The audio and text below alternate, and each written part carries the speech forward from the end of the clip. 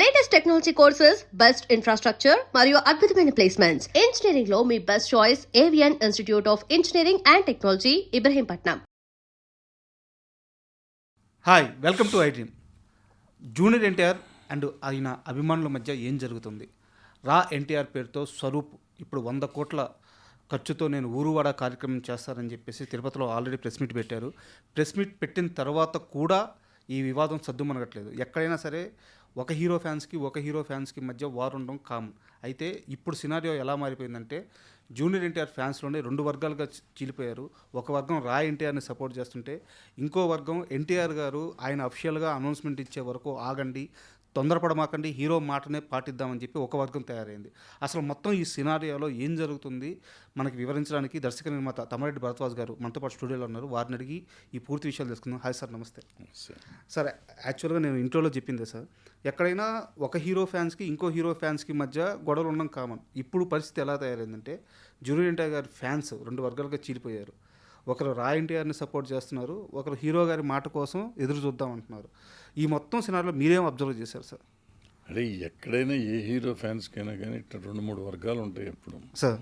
అంటే కొంతమంది హీరో గారికి కొంచెం దగ్గరగా ఉంటారు, ఆ దగ్గరగా ఉన్నవాళ్ళు కొంతమంది దూరంగా ఉంటారు కదా. దూరంగా అంటే రావటం పోవటం వీళ్ళందరికీ కొంచెం ఖర్చులు భరించగలిగిన వాళ్ళు వీళ్ళు రెగ్యులర్గా ఇక్కడికి రావటం, ఆయన షూటింగ్ దగ్గర ఎక్కడో కలవటం, ఆయన ఎక్కడికి వెళ్తే అక్కడ కలవటం లాంటివి చేసిన వాళ్ళకి ఆయనతో ఒక ర్యాపో కానీ ఇంటిమసీ కానీ ఉంటుంది. ఇంటిమసీ కాకపోయినా మాట్లాడే అవకాశం ఉంటుంది. ఓకే. మిగిలిన రాని వాళ్ళకి పెద్దగా ఉండకపోవచ్చు, కొంతమంది వచ్చినా కానీ అవకాశం రాకపోవచ్చు. సో వాళ్ళు అవకాశం రాలేదు, నన్ను కలవనివ్వలేదని చెప్పి వదిలిపెట్టారు ఆయన, హీరో గారిని. వాళ్ళు వెనకాల తిరుగుతూనే ఉంటారు అట్లాగే. ఈ మాట్లాడే వాళ్ళకి మాట్లాడిన వాళ్ళకి ఒక రెండు వర్గాల్లాగా ఉంటాయి. ఇది ఎప్పుడు జరుగుతుంది? ఎప్పుడు అన్ని చోట్ల అందరు హీరోలకు ఉండేది ఇది. సో దీంట్లో ఇప్పుడు వచ్చేటప్పటికి వీళ్ళు కొత్త ఏం కాదు, ఇంకో రకమైన టర్న్ తీసుకున్నాం. ఒక ఫ్యాన్ క్లబ్గా స్టార్ట్ అయ్యి ఇప్పుడు ఒక ఎన్జిఓగా టర్న్ తీసుకున్నారు వాళ్ళు. ఇది ఎన్జిఓ చేస్తా ఉంటారు. అయితే హీరో గారి పర్మిషన్ లేకుండా, హీరో గారు ఎలాంటి అనౌన్స్మెంట్ చేయకుండా 100 కోట్ల రూపాయలతో సిఎస్ఆర్ ఫండ్స్ రేజ్ చేస్తాము, ఊరువాడ కార్యక్రమం చేస్తాము, ఎన్టీఆర్ గారి పేరు కోసమే చేస్తున్నాం కాబట్టి ఆయన చెప్పకపోయినా పర్లేదు అనే వాదన ఎంతవరకు కరెక్ట్? అంటే ఆయన మీద అభిమానంతో ఏం చేసినా చేయొచ్చు, బట్ ఆయన బొమ్మ పెట్టుకుని చేయాలంటే ఆయన పర్మిషన్ తీసుకోవాలి, 100% తీసుకోవాలి సార్. లేదు ఊరికి పేరు పెట్టుకుని చేస్తామంటే చేయొచ్చు, బొమ్మ పెట్టకుండా పేరు పెట్టుకుని చేసుకోండి. పేరు రామారావు, ఎవరైనా రామారావు అయ్యి ఉండొచ్చు కదా. రా అని పెట్టారు, పేరు పెట్టుకోలేదు కాబట్టి చేసుకోవచ్చు. ఎన్జిఓ అంటే లీగల్గా రిజిస్టర్ చేసుకున్నాక లీగల్ ఫండ్స్ తీసుకొని లీగల్గా చేసుకుంటే తప్పే ఉండదు, చేసుకోవచ్చు. కానీ ఎప్పుడైతే రామారావు గారు ఫ్యాన్స్ మేము రామారావు గారు కోసం చేస్తున్నాం, ఆయన చెప్తున్నారు అని అంటే మాత్రం ఇప్పుడు ఆయన ఇమేజ్కి ఇప్పుడు వీళ్ళు తప్పేమైనా చేశారు అనుకోండి, రేపు ఆయన ఇమేజ్ డ్యామేజ్ అవుతుంది కదా. కరెక్ట్. సో ఆయన పర్మిషన్ తీసుకోవాలి కంపల్సరీగా. బట్ ఇప్పటికే పేరు వాడితే మాత్రం ఆయన పేరు పర్మిషన్ తీసుకోవాలి. అయితే ఇప్పటికే ఎన్టీఆర్కి సంబంధించిన ఫ్యాన్స్ అసోసియేషన్ నుంచి ఒక లెటర్ రిలీజ్ చేశారు. రా ఎన్టీఆర్కి కానీ ఎలాంటి సంబంధం లేదు, ఎవరికి కూడా మీరు ఫండ్స్ ఇవ్వద్దు అని చెప్పేసి ఒక లెటర్ రిలీజ్ చేశారు. బట్ స్వరూప్ ఏమంటున్నారంటే ఎన్టీఆర్ గారు చెప్పలేదు కదా, ఆయన ఫ్యాన్స్ అసోసియేషన్ చెప్తే మేము ఎలా వింటాము, మమ్మల్ని ఎన్టీఆర్ గారు కలవాలి కదా అనేది ఆయన వాదన. కలవాలి అని రూల్ ఎక్కడా లేదు. ఎందుకు కలవాలి సార్? ఎందుకు కలవాలి? ఎందుకు కలవాలి? అవసరం లేదే. అయితే ఏంటంటే అసోసియేషన్ అని ఏదైనా రిజిస్టర్ చేసిన ఫ్యాన్స్ అసోసియేషన్ వాళ్ళు లెటర్ ఇచ్చారంటే వాళ్ళకి ఇన్స్ట్రక్షన్ ఉందేమో, ఇటువంటి చేయొద్దని ఇన్స్ట్రక్షన్ ఉందేమో, హీరో దగ్గర నుంచి ఇన్స్ట్రక్షన్ ఉందో, లేకపోతే హీరో గారు నోటీసుకి తీసుకెళ్లారేమో, ఏదైనా జరిగి ఉండొచ్చు. ఆయన నోటీసు లెటర్ ఇవ్వండి అని చెప్పారేమో. లేకపోయినా కూడా వీళ్ళు స్వతంత్రంగా తీసుకుని ఈ అసోసియేషన్ ఎవరైతే ప్రెసిడెంట్ గారు సంతకం పెట్టారో ఆయన వాళ్ళ కార్యవర్గంలో మాట్లాడుకుని ఎన్టీ రామారావు గారి పేరు మీద మనం చేస్తున్నాం కాబట్టి, వాళ్ళు చేస్తున్నారు కాబట్టి అటువంటివి చేయకూడదు, మన ఫ్యాన్స్ పేరు మీద చేయకూడదు అనేది వాళ్ళ పాయింట్ అయ్యి ఉండొచ్చు. బట్ ఇక్కడ స్వరూప్ ఏం చెప్తున్నాడంటే ఆయన సంతకం కూడా లేదు, ఆయనే ఇచ్చాడని గ్యారెంటీ ఏదంటే. ఫ్యాన్స్ అసోసియేషన్లో హీరో గారు ఎందుకు సంతకం పెడతారు? ఫ్యాన్స్ అసోసియేషన్ లెటర్ ప్యాడ్ మీద హీరో గారు సంతకం పెట్టరు కదా. హీరో గారు లెటర్ ప్యాడ్ ఉంటే హీరో గారు సంతకం పెట్టాలి. ఫ్యాన్స్ అసోసియేషన్ ఒక లెటర్ రిలీజ్ చేస్తే హీరో గారు సంతకం ఎందుకు పెడతారు? లాజికే లేదు దాంట్లో. ఆయన ఎందుకు పెడతారు? అయితే మీరు ఎంత పెద్ద సీనియర్ చెప్పాల్సిన అవసరం లేదు. మీరు చాలామంది హీరోలను హ్యాండిల్ చేశారు, వాళ్ళతో కలిసి పనిచేశారు. వాళ్ళ అభిమాన సంఘాలను కూడా మీరు దగ్గర నుంచి చూసిన కృష్ణ గారు కానీ, చిరంజీవి గారు కానీ తొలి రోజుల నుంచి మీరు ఉన్నారు. సో అసలు ఈ ఫ్యాన్స్ అసోసియేషన్ను హీరోకి వాళ్ళిద్దరి మధ్య ఎలాంటి బాండింగ్ ఉంటుంది? నిజంగా హీరోకి రిప్రజెంటేషన్ వీళ్ళేనా? అంటే డెఫినెట్గా హీరోలతో బాగా క్లోజ్గానే ఉంటుంది. సార్ క్లోజ్గానే ఉంటారు, బాగుంటారు. వాళ్ళు కొన్ని చెప్తూ ఉంటారు, వీళ్ళు కొన్ని పాటిస్తారు. రామారావు గారి రోజుల నుంచి, నాగేశ్వర గారి రోజుల నుంచి వాళ్ళు వచ్చి చాలా ప్రేమగా, చాలా ఇదిగా ఇప్పుడున్న హీరోల వరకు ఎప్పుడప్పుడు మాట్లాడుతుంటారు. రెగ్యులర్గా రోజు వీళ్ళకి ఇంటర్వ్యూలు ఏమి ఇవ్వరు, కానీ ఎప్పుడన్నా అప్పుడు నెలకు ఒకసారో 2 నెలలకు ఒకసారి వస్తే ఎట్టా ఉంది, మనకేమైనా సినిమాలు ఉన్నాయో, నడుస్తున్నాయా లేవో, ఏదో వీళ్ళు అడుగుతారు. వాళ్ళు చెప్తారు, బాబు అది ఉండాలి బాబు, ఇది ఉండాలి బాబు అని 4 చెప్పిపోతారు. సో వీళ్ళకి ఇష్టమైతే వీళ్ళు పాటిస్తారు. ఇప్పుడు మనతో ఇప్పుడు అంటుంటారు, మన సినిమా తీస్తుంటే ప్రతి హీరో నా ఫ్యాన్స్ ఒప్పుకోరండి అంటారు. ఫ్యాన్స్ అందరూ వచ్చి వీళ్ళకి చెప్పరు కదా. ఈ సోకాల్డ్ ప్రెసిడెంట్లు ఎవరో కొంతమంది వచ్చిన వాళ్ళు ఇద్దరు ఉంటారు కదా, వాళ్ళు వచ్చి బాబు మీకు కళ్ళ చొక్కా వేస్తే బాగోలేదన్నారు బాబు, లేదా మీరు ఆ పెట్టిన విగ్ బాగాలేదన్నారు బాబు, ఏదో చెప్పి వెళ్తారు. సో నెక్స్ట్ మనకు చెప్పేటప్పుడు వీళ్ళు మా ఫ్యాన్స్ ఒప్పుకోవట్లేదండి అని చెప్తాను, వీళ్ళు చెప్పేది అదనమాట. ఓకే, ఇది క్రైటీరియా. అయితే ఈ ప్రశ్న ఎందుకు అడిగానంటే సార్, ఇప్పుడు ఈ రా ఎన్టీఆర్ ఆర్గనైజర్ ఎవరైతే స్వరూప్ ఉన్నాడో అతను చెప్పేది ఏంటంటే, ఎన్టీఆర్ చుట్టూ అసోసియేషన్కి సంబంధించిన మనుషులు కానీ, ఆయన పక్కన ఉండే మనుషులు కానీ ఒక 3-4 చేరారు. ఆయన్ని మాలాంటి అభిమానులను కలవనీయకుండా చేస్తున్నారు, ఆయనకి రియాలిటీ తెలియనీయకుండా చేస్తున్నారు, ఆయన ఒక ట్రాన్స్లో ఉంచేస్తున్నారు అనేది ఇతని వాదన. నిజంగా ఇలాంటి సినారియో ఉంటుందా? అంటే ఆ ఫ్యాన్స్ చుట్టూతో ఉండే అంత సీన్ ఎక్కడ ఉండదు, ఎవరో ఒకళ్ళిద్దరు కలిస్తే కానీ. ఎప్పుడైనా కానీ ఇప్పుడు రోజు రాణిస్తామంటే 100 మంది ఉంటారు, వచ్చేస్తారు, వచ్చి పని చేసుకుని ఎవరు. అందుకని ఏ హీరో ఫ్యాన్స్ని డైరెక్ట్గా రానివ్వటం అనేది జరగదు. ఎప్పుడో ఒకసారి, నెలకు సంవత్సరానికి ఒకసారి ఫ్యాన్స్ని అందరినీ కలుస్తారు కొంతమంది. కలిసినప్పుడు ఆ వేళల్లో జనం వస్తారు. ఆ రోజు వచ్చినప్పుడు వాళ్ళతో కొంచెంసేపు పిచ్చబెట్టి ఒక అరగంట మాట్లాడేసి వీలైతే సెల్ఫీలు దిగితే వెళ్ళిపోతారు. అది మామూలుగా జరిగే ప్రక్రియ అది. అంతేగాని ఇక్కడ రోజు ఇంటి దగ్గర ఉండి చుట్టూతో కోటరీ పెట్టుకుని మాట్లాడారు అనేది ఉండదు. అయితే వీళ్ళ పాయింట్ ఏంటంటే, 2-3 ఆయన రెగ్యులర్గా మాట్లాడుతున్నాడు ఏమో అయ్యి ఉండొచ్చు, వాళ్ళు 3 మమ్మల్ని రానివ్వట్లేదని వీళ్ళు అనుకుంటున్నారేమో. అదేం ఉండదు. ఎవరికైనా కానీ, ఏ హీరోకైనా కానీ ఆ హీరో చుట్టూతో కొంతమంది ఉంటారు. వాళ్ళు ఫ్యాన్స్ అయ్యి ఉండొచ్చు, చుట్టాలు అయ్యి ఉండొచ్చు, లేదా వాళ్ళ సెక్రటరీలు అయ్యి ఉండొచ్చు, బౌన్సర్లు అయ్యి ఉండొచ్చు, ఎవరైనా ఉండొచ్చు. మన రానివ్వరు, అందరినీ రానివ్వరు. అయితే కాసేపు ఈ రా ఎన్టీఆర్ ఇదంతా పక్కన పెడతాం సార్. జూనియర్ ఎన్టీఆర్ గారి పొలిటికల్ స్టామినా గురించి మాత్రమే మిమ్మల్ని అడుగుతున్నాను. ఎందుకంటే ఇప్పుడున్న జనరేషన్లో ఏ హీరో చుట్టూ ఇలాంటి ఒక వాతావరణం జరగట్లేదు. ఆయన అసలు ఎలాంటి స్టేట్మెంటు ఇవ్వలేదు. ఆయన వచ్చేస్తాడని 18వ తేదీ అఫిషియల్గా రాబోతున్నాడని ముందు న్యూస్ వచ్చింది. తర్వాత ఊరువాడ, అది హాట్ టాపిక్ అయిపోయింది. అసలు జూనియర్ ఎన్టీఆర్ గారి పొలిటికల్ స్టామినాని ఎలా అనలైజ్ చేస్తారు? అంటే ఎన్టీ రామారావు గారు రావాలి పాలిటిక్స్లోకి అని ఒక వర్గం పబ్లిక్లో, వాళ్ళ ఫ్యాన్స్ కాదు, జనరల్ పబ్లిక్లో కూడా ఉంది సార్. జనరల్ పబ్లిక్లో కూడా ఉంది. ఆయన రావాలని, ఆయన కలుస్తానికి చాలామంది ప్రయత్నాలు కూడా చేస్తున్నారు. ఆయన నాకు తెలిసినంతవరకు ఎవరిని కలవలే ఇంతవరకు. ఓకే, కలిసి మాట్లాడలేదు ఎవరితోనూ. సో నాకు తెలిసిన సమాచారం, అది నేను పెద్ద ట్రై చేయలేదు కానీ నాకు తెలిసిన సమాచారం. బట్ నాకు తెలిసింది ఏంటంటే, డెఫినెట్గా ఒక వ్యాక్యూమ్ ఉంది ఆంధ్ర రాజకీయాల్లో. జూనియర్ ఎన్టీఆర్ గారు వస్తే బాగుంటుంది. ఆయన రాజకీయంగా ఎంతో కొంత అవగాహన ఉన్న మనిషి. అందుకని లాస్ట్ టైం ఎలక్షన్స్లో, అంతకుముందు ఎలక్షన్స్లో చూసినప్పుడు ఆయన మాట్లాడిన విధానంగా అనేది ఉంది.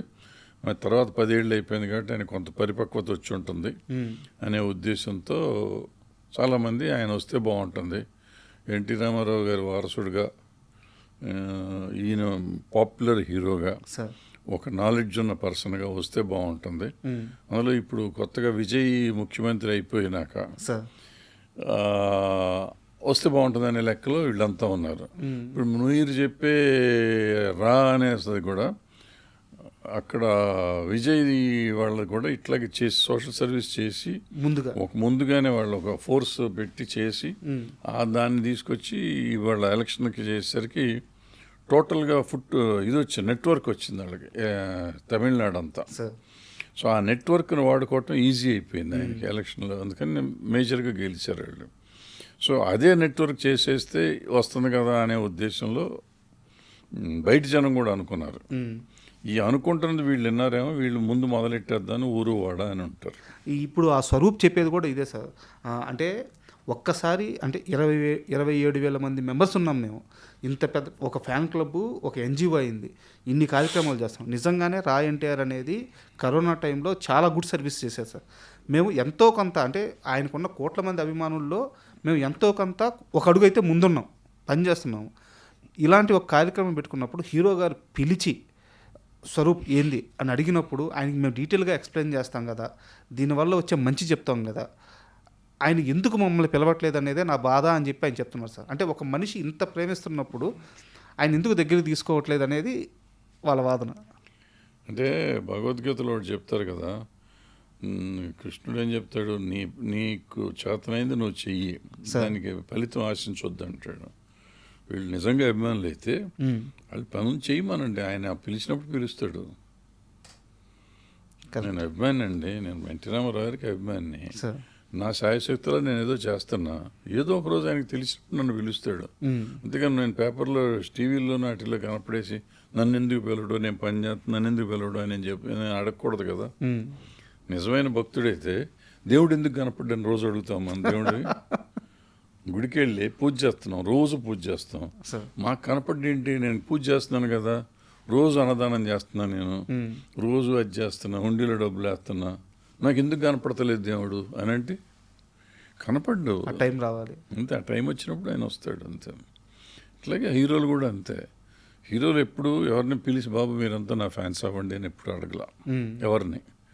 ఇన్ని వేల మంది కోట్ల మంది అభిమానులు అంటే వాళ్ళు చేసే నటన కానీ వాళ్ళు చేసిన సినిమాలు కానీ ఏదో చూసి వీళ్ళకి నచ్చి వీళ్ళు అభిమానులు అయ్యారు. అభిమానులు అయిన అందరినీ కలవాలంటే కూడా వర్కౌట్ అవ్వదు, వాళ్ళకు కుదరదు, టైం చాలదు. సో వాళ్ళు ఎప్పుడో చూసినప్పుడు వీళ్ళకి తెలిసినప్పుడు ఇట్లా 4 ప్రెస్ మీట్లు అయితే ఆయనకి గుర్తు వస్తుంది కదా. ఇంకోటి ఏంటంటే నన్ను ఎందుకు పిలవరు అని ఎప్పుడైతే మనం అడుగుతాం వాళ్ళు మనం పిలవరు, ఇంకా పిలవటం కూడా మానేస్తారు. ఓకే, నువ్వెవరు డిమాండ్ చేయడానికి, నన్ను నీ పని నువ్వు చేస్తావంటే నాకు తెలుస్తుంది కదా 100%. ఇప్పుడు మీరే చెప్తున్నారు కరోనాలో చాలా బ్రహ్మాండంగా పనిచేశారండి, ఇంకోసారి ఎప్పుడో పని చేశారండి, చేస్తున్నారండి. సో డెఫినెట్గా అతను నోటీస్కి వెళ్తుంది. నోటీస్కి వెళ్ళినప్పుడు ఎవరయ్యా పిల్లడు, ఎందుకు చేస్తున్నాడు, దీన్నేళ్ళ నుంచి చేస్తున్నాడు, అర్జెంట్గా కలుద్దామని ఆయనకి అనిపిస్తుంది. Sorry to interrupt you sir, ఇది కూడా చెప్పారంట ఆయన. ఈ కార్యక్రమాలన్నీ చూసి స్వరూప్ను పిలవండి, ఆ రా ఎన్టీఆర్ వాళ్ళతో నేను మాట్లాడాలి అని చెప్పి ఫోన్ చేపించారంట. బట్ చేపించిన తర్వాత కూడా కలవలేకపోయారంట. ఆయన మళ్ళీ లేదులేండి కుదరదు అని చెప్పేసి ఆయన పక్కన ఉండే వాళ్ళు చెప్పారు. ఎన్టీఆర్ గారు మమ్మల్ని అడిగారు 2-3 ఏళ్ల క్రితము కలుద్దామని చెప్పి, అది అక్కడితోనే ఆగిపోయింది. ఎందుకు ఆగిపోయిందో కూడా అర్థం కావట్లేదు అని కలుద్దామని చెప్పారు.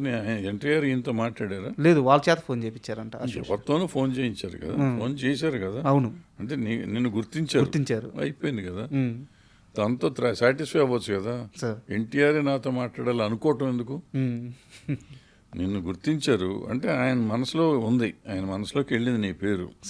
సో ఎప్పుడో పిలుస్తారు. నిన్న ఏదో ఎన్టీఆర్ నేను ఎక్కడో చూసి, ఎప్పుడుదో మరి ఇంటో తెలీదు, స్టేజ్ మీద మాట్లాడతా ఎన్టీఆర్ ఏం చెప్తున్నాడంటే, ఫస్ట్ సినిమా చేసినప్పుడు రామోజీరావు గారు నాకు దేవుళ్ళు అంటాడు, ఆ సినిమా ఫస్ట్ సినిమా ఆయన ఇచ్చారు. ఆ రోజు నేను మా అమ్మగారు నాన్నగారితోనే వెళ్ళాను. నేను నాకు అప్పుడు ఫ్యాన్స్ ఎవరు లేరు, నేను నాకు చిన్నపిల్లని కూడా నాకు ఏమీ తెలియని కూడా తెలియదు. అయితే ముజీబ్ అని ఒక ఆయన వచ్చాడు, ఆయన ఒక్కడే తాతగారి ఫ్యాన్ అనుకుంటా, నాకు కూడా ఫ్యాన్ అయ్యాడు. సో అక్కడి నుంచి ఇప్పుడు కూడా ఇక్కడ ఉన్నాడేమో అన్నాడు. అవును, అంటే అతను గుర్తుపెట్టుకుని అతను ఉన్నాడంటే వెంటనే అక్కడికి వెళ్ళి పిలిపించేం కలవలేదు, అక్కడ వాటేసుకోలేదు కదా. అట్లా గుర్తుంటుంది, గుర్తుపెట్టుకుంటారు. సో ఏదో ఒక రోజు వీళ్ళని కూడా గుర్తించి చెప్తాడు, ఇదిగో పలానా ఉన్నాడు, ఇతను అప్పుడు రా అని ఏదో పెట్టి చేశారు, అతను నా ఇది అని ఎక్నాలెడ్జ్ చేస్తారు. ఆల్రెడీ ఫోన్ చేసి ఎక్నాలెడ్జ్ చేశారు అంటున్నారు కదా, అయిపోయింది. ఇంకా దాని గురించి నన్ను వెళ్ళా అనేది కరెక్ట్ కాదు. అంటే నిజమైన అభిమానులు అయితే దీని మీద బయటకు వచ్చి మాట్లాడకూడదు. నువ్వు చేసే పని చేసుకుపో, అంతవరకే నీ డ్యూటీ. తర్వాత మళ్ళీ కూడా ఈ నిన్న ఆ ప్రెస్ మీట్ తర్వాత వాళ్ళు మాట్లాడింది ఏంటంటే 100 కోట్ల రూపాయలు కలెక్ట్ చేయలేకపోతే 100 కోట్ల రూపాయల పని చేస్తామని చెప్పి చెప్తున్నారు. అదే సమయంలో హీరో ఆపేయమంటే ఆపేస్తామంటున్నారు. వాళ్ళు మధ్యలో నమ్మంది ఏంటంటే ఈ ఫ్యాన్స్ అసోసియేషన్స్ మాత్రం నమ్మట్లేదు వాళ్ళు. అయ్యే రోజు వాళ్ళకి ఉంటాయి. ఇప్పుడు నిజంగా చెప్పాలంటే కేవలం వాళ్ళు ఏదో పని చేస్తానంటారని మనం మాట్లాడుతాం తప్ప మామూలుగా ఫ్యాన్స్ ఇద్దరి మధ్య పోరాటం అయితే అంతే. ఇందులో ఇంటర్నల్ పోరాటాన్ని గురించి అయితే మనం మాట్లాడుకోవటం తప్పు. మీరు చెప్పినట్టు వాళ్ళు నిజంగా పనిచేశారు కొంతకాలం, ఇప్పుడు పని చేస్తారు అంటున్నారు కాబట్టి వాళ్ళ వరకు మనం మాట్లాడుతున్నాం. కానీ ఫ్యాన్స్లో డెఫినెట్గా ఉంటుంది. నీకు నాకు ఇప్పుడు మన ఇద్దరం ఇక్కడ ఉన్నాము, సో నీతో చైర్మన్ మాట్లాడతాడు, నాతో చైర్మన్ మాట్లాడలా. చైర్మన్కి నువ్వేదో చెప్తున్నావు నేను అనుకుంటా ఉంటా, అంతే కదా. సో ఇటువంటి అనవసరం సిల్లీ థింగ్స్ అనమాట. వాటి గురించి ఎక్కువ మాట్లాడకూడదు. ఒకటి, ఆ రా అనేవాళ్ళు నిజంగా పనిచేస్తుంది కరెక్ట్ అయితే పనిచేస్తుంటే అద్భుతంగా చేస్తున్నారు, ఇంకా కంటిన్యూ చేయమనండి. 100 కోట్లు ఉంటాయా, 200 కోట్లు చేస్తారా, 1000 కోట్లు చేస్తారా, అది లీగల్గా కుదిరితే చేసుకోవచ్చు. వాళ్ళు లీగల్ కుదరకపోతే చేయకూడదు. సో రామారావు గారు, ఎన్టీ రామారావు గారికి తెలిసేటట్టు చేస్తే పని చేస్తే తెలుస్తుంది కదండి, ఆటోమేటిక్గా తెలుస్తుంది అంతే. అనవసరంగా రోజు స్టేట్ ప్రెస్ మీట్ పెట్టి చెప్పడం కూడా తప్పు నా ఉద్దేశం. మీరు జూనియర్ ఎన్టీఆర్ గారిని చాలా సందర్భాల్లో దగ్గర నుంచి చూసుంటారు. ఆయన మాట్లాడే విధానం కానీ అవన్నీ అబ్జర్వ్ చేసి ఉంటారు. మీ అనాలిసిస్ ప్రకారం ఆయనకి ఎలాంటి స్కోప్ ఉంది? అంటే జనాలు కోరుకోవడం ఇదంతా ఓకే, తమ్మారెడ్డి గారి అనాలిసిస్ కావాలి నాకు. అంటే వాళ్ళ ఉన్న పరిస్థితుల్లో ఈ సినిమా వాళ్ళే మనకి సినిమా రాజ్యం వెళ్ళాలి అనుకుంటే ఎన్టీ రామారావు కంటే మించినోడు ఎవడు లేడు నాకు తెలిసి. అంటే అతనిలో ఉన్న లౌక్యం ఉంది, అతనిలో ఈ కొత్త విషయాలు తెలుసుకోవాలనే తపన ఉంది, రాజకీయం చేయగల చాతుర్యం ఉంది. సో అన్నీ ఉన్నాయి, అన్నీ కడిగలిపినవాడు ఎన్టీఆర్. మిగిలిన హీరోలు పనికిరారని కాదు, వాళ్ళల్లో కొంత లౌక్యం తక్కువ ఉన్నవాళ్ళు ఉన్నారు, కొంతమంది అసలు మనకి ఎందుకు ఈ గొడవ అనుకునేవాళ్ళు ఉన్నారు. ఇతనికి అది కాదు, ఇతనికి ఉంది, లోపల ఎక్కడో ఉంది తెలుసు. ఇతనికి డెఫినెట్గా లోపల ఎక్కడో రాజకీయంలోకి రావాలనేది ఉంది ఆయనకి అనిపించింది. నేను చెప్తున్నా, ఆయన ఉందని ఆయన ఎప్పుడు నాకు చెప్పలేదు. సో అనిపించింది. సో ఏదో ఒకరోజు వస్తాడు, అతనికి చేయగలిగిన అన్ని రకాల అర్హతలు ఉన్నాయి, రాజకీయం చేయగలిగిన అర్హతలు ఉన్నాయి కాబట్టి రావచ్చు. Thank you sir. ఎందుకంటే జనాల మధ్య గత కొన్ని రోజులుగా చాలా హాట్ టైప్గా నడుస్తుంది ఈ చర్చ. సో ఒక మంచి అనాలిసిస్ అందజేశారు, నిజంగా thank you very much. And for more videos, please subscribe to iDream channel. Subscribe to iDream Media. Please subscribe to iDream. Please subscribe to iDream. Please subscribe iDream. And please subscribe to iDream. For more videos, subscribe to iDream. please like, share and subscribe to the channel. Congratulations, iDream. Subscribe.